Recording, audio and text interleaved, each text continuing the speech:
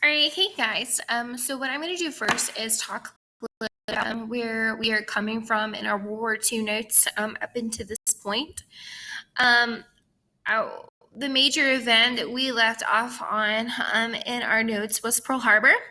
And so we know that on December the 7th, 1941, Japan launched a surprise attack on the naval base located in Pearl Harbor, Hawaii.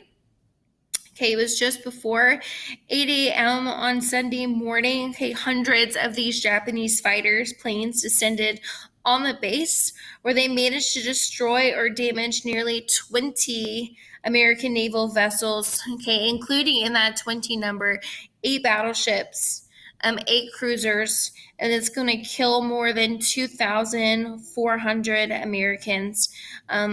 And that number was also servicemen and women, and that included civilians.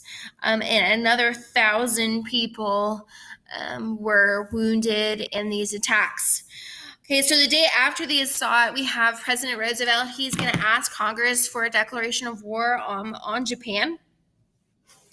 And we will eventually go to war with Germany as well. Okay, so in April of 1942, the United States decides to retaliate for Pearl Harbor by launching airstrikes over Tokyo, which is one of their major cities in Japan.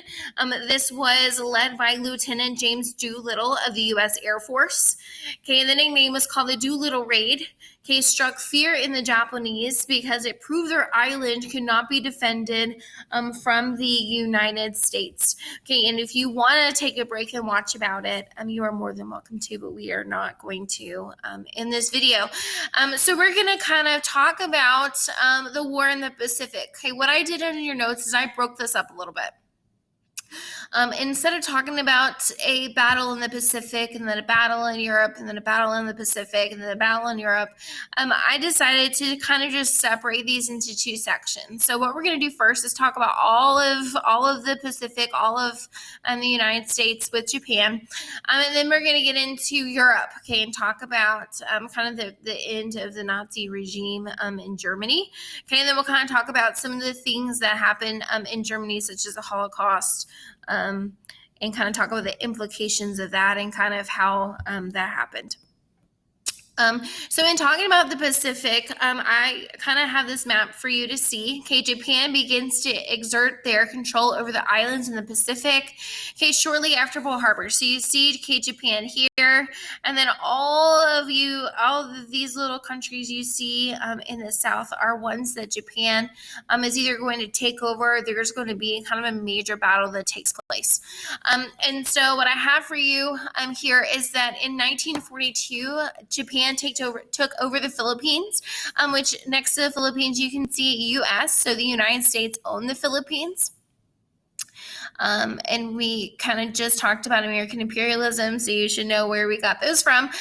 We have Hong Kong here. Okay, Singapore down here. Okay, we have Malaysia, as well as the French Indochina, okay, here as well. Okay, so these are all places that they are kind of taking over so far. So the United States Navy, we intercept communications from Japan, and we learn that they're going to seize the Midway Islands. Okay, the way that it got its name, it was midway between Asia and America. And then what they were thinking about is going kind of using Midway as a stepping stone, okay, getting into Hawaii, and then using Hawaii as a stepping stone and attacking the western part of the United States. Okay, so we get this message, really crack this code that this is the location that they're going for. Okay, so the Battle of Midway was fought on June 4th to the 7th in 1942. Okay, it's one of the major turning points in the war in the Pacific. Okay, the United States, we know they're coming. Okay, we're ready to go. And so what they thought would be a surprise attack did not surprise the United States. Okay, so we are prepared. Midway, how we got that countries, we annexed that in 1967. During the war, it served as a very convenient refueling spot for planes and naval ships because it is halfway between America and Asia. So to win the war and make sure we protect the United States, okay, we really need to keep control of these Midway Islands.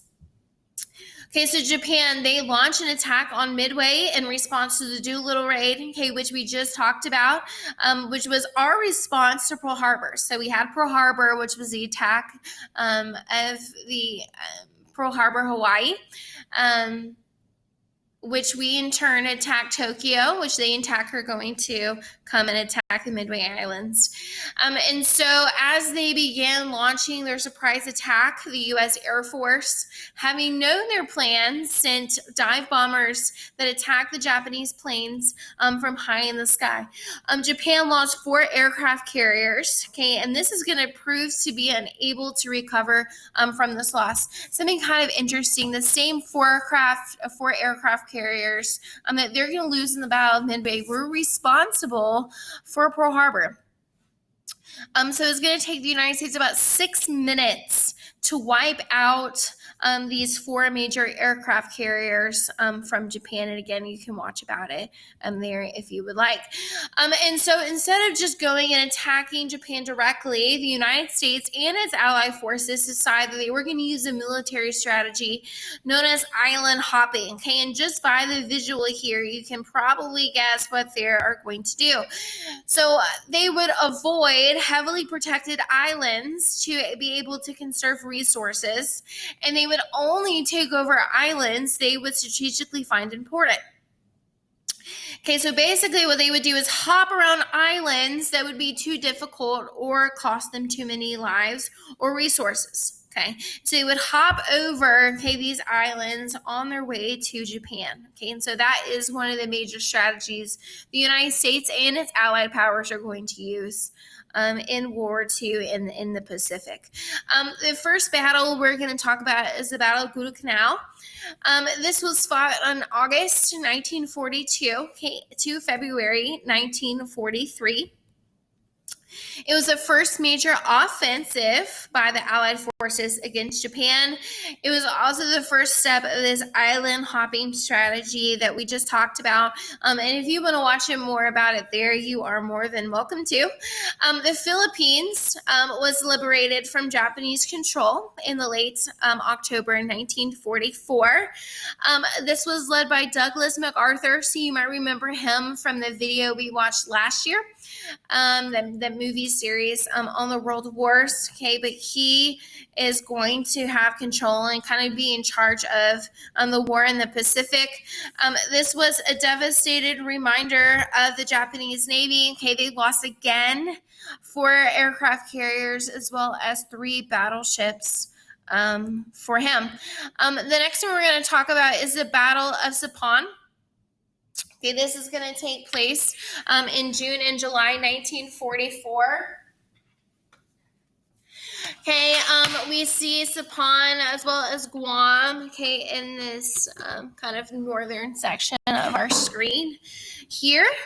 Okay, they had an Allied victory here that led to the resignation of Japanese Prime Minister Hideki Chojo. Okay, so he is going to leave there.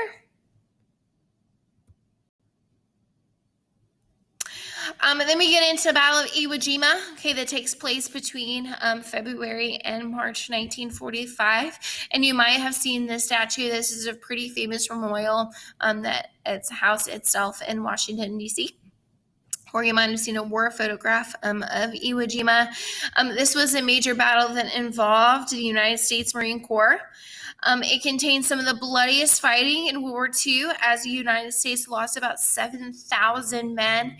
If you're more interested in learning about this battle, you can watch about it there. The Allied victory put mainland Japan within bomber range.